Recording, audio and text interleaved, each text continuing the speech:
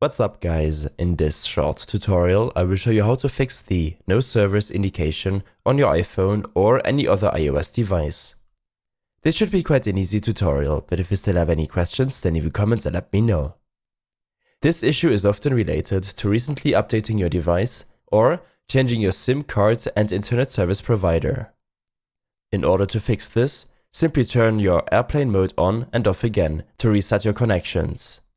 In some cases, this will do the trick and you will have a cellular connection again.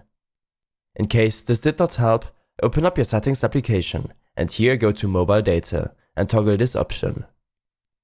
Next, navigate to your general settings, reset, and here select reset network settings.